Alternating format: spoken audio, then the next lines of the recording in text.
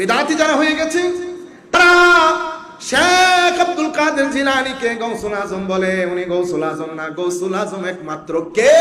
সবাই বলে আল্লাহ। ঠিক কিনা বলেন? ও এটা কি করলেন? একজন না তো সবাই এক, মানে এটা তুতা মানা, তুতা বাকি এমনি এমনি এমনি।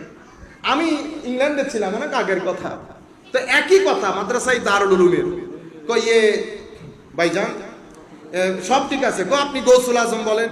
আমার মনে হয় কি ওই যে মানে কেউ পেপারের মধ্যে এগুলা লিখে প্লেন দিয়ে গেছে আর দেশে দেশে প্রশ্নগুলা ফেলে ফেলে গেছে। 12টা প্রশ্নের বাইরে আর কোনো ধর্ম নাই। নামাজের পরে জানাজার পরের মোনাজাত আছে কি নাই? নামাজের পরের মোনাজাত আছে কি নাই? শুধু এগুলা। শবে বরাত আছে কি নাই? ঈদে মিলাদুন্নবী আছে কি নাই? ও আর দিন ধর্ম নাই। তো আমাদের ছেলেগুলা সারা দিন এই 12 প্রশ্ন নিয়ে পুরা কোরআন পড়ে আছে। তিলাওয়াত করতে জানি না, কোরআন পড়ি না, সিরতে মুস্তাফা পড়ি না, শুরু থেকে শেষ পর্যন্ত কোরআন পড়ছি না, যে এই কোরআন পশ্চিমা বিশ্বকে আধা পাগল করে দিয়েছে। আমরা ওই 12টা প্রশ্নের মধ্যে এত হাজার বছর আমরা মাহফিলের মধ্যে বসি, অথচ এই প্রশ্নগুলো নিয়ে আমাদের ছেলেদের ডক্টরেট ডিগ্রি হয়ে যাওয়ার কথা, কিন্তু আবার ঘুরে ফিরে আপনার ওই একই প্রশ্ন। তো উনি আমাকে বলতেছেন আল্লাহ আর কোনো কিছু নিয়ে আপনার কোনো প্রশ্ন নাই? কোনো আরো আছে। তো এখন কি গৌসুল আজম নিয়ে? তো আমি ওনাকে বলছি আপনি জানেন উনি কে ছিলেন? আব্দুল কাদের জিলানী। তো আমাকে জবাব দিছে কি জানেন? মুঝে জাননে কি कोई जरूरत नहीं, মানে জানার কোনো দরকার নেই। মানে कभी कोई किताब आपने कहीं মানে কোনো কিতাব পড়ছেন? नहीं नहीं मुझे पढ़ने की भी जरूरत नहीं। तो मुझे पढ़ने की भी जरूरत नहीं, जानने की भी जरूरत है, तो आपको क्या पता वो कौन थे? আপনি জানেনই না আমি কার কথা বলছি। শুধু আপনি গৌসুল আজম আপনারে ওই, আমি বলতেছি এটা নরমাল মাদ্রাসা না, দেওবন্দ মাদ্রাসার ছেলে যদি এই ধরনের কথা বলে কোন জায়গার মধ্যে আছি আমরা। তা আমি বলতেছি ওনাকে ভাইজান আবু বকর রাদিয়াল্লাহু তাআলা আনহু ইনকো আপ লোক, মানে এটা ওনাকে আপনারা কি বলেন, কোন টাইটেলে ডাকেন? কো সিদ্দিক। আল্লাহ না সিদ্দিক না আরো আছে শব্দ কি আছে? কো সিদ্দিক আকবর। আর ইয়া সিদ্দিক আকবর। তো হযরত আবু বকরকে আমরা কি বলি? সিদ্দিকে আকবর রাদিয়াল্লাহু তাআলা আনহু। সিদ্দিকে আকবর কে? অরিজিনালি আল্লাহ। ওয়ামান আসদাকু মিনাল্লাহি কিলা, আল্লাহর চেয়ে বড় সাদেক আর কেউ নাই। তো আপনি এখানে বলতেছেন সিদ্দিকে আকবর, তো শিরিক হয়ে যাবে না? আচ্ছা প্রথম ধাক্কা খাইছে। আল্লাহ দেখেন উল্টা পাল্টা ওই হুজুর দেব মুখ না ভাই জিয়েন হবে ক্লিয়ার কাট এটা ভিতর হাঙ্কি পাঙ্কি নবী। হযরত ওমর রাদিয়াল্লাহু আনহু কি বলেন ওনাকে? কো ফারুক। পুরা বলেন ফারুকে আজম, ফারুকে আজম রাদিয়াল্লাহু তাআলা আনহু। হক বাতিলের মধ্যে সবচেয়ে বড় ফারাক সৃষ্টিকারী আমার আল্লাহ। তো ওমর ফারুককে ফারুকে আজম বলি নাই, তো শিরিক হয়ে গেছে। উসমান রাদিয়াল্লাহু তাআলা আনহুকে গনি বলেছি, অথচ আল্লাহ গনি। আল্লাহু হুয়াল গানি ওয়া আনতুমুল ফুকারা, তোমরা গরীব আল্লাহ ধনী। সেখানেও শিরিক হইল না, শুধু শিরিক গৌসুল আজমের ক্ষেত্রে হয়ে গেছে। আপনারা বুঝতে পেরেছেন? এখন জিনিসগুলো তো শুনতে ম্যাটার করে।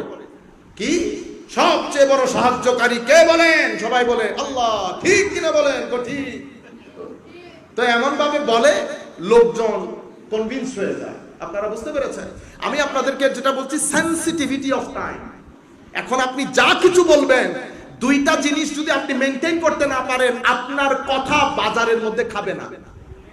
এই এবং প্রেজেন্টেশন, আমি যেটা জানবো সেটা সিস্টেম্যাটিকলি, রেশনালি, সায়েন্টিফিক্যালি এবং খুব সুন্দর করে স্পিরিচুয়ালি যদি প্রেজেন্ট করতে না পারি, আমার এই জিনিস, এই খাদ্য কেউ খাবে না।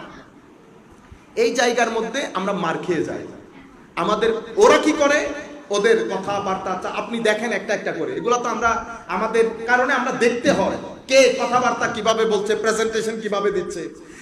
আমি ধানমন্ডির মধ্যে খুব দুঃখ লাগে, এগুলো হচ্ছে ভিতর থেকে হয় না, মাঝে মধ্যে মানে ইচ্ছে করে দূরে কোথাও চলে যায়।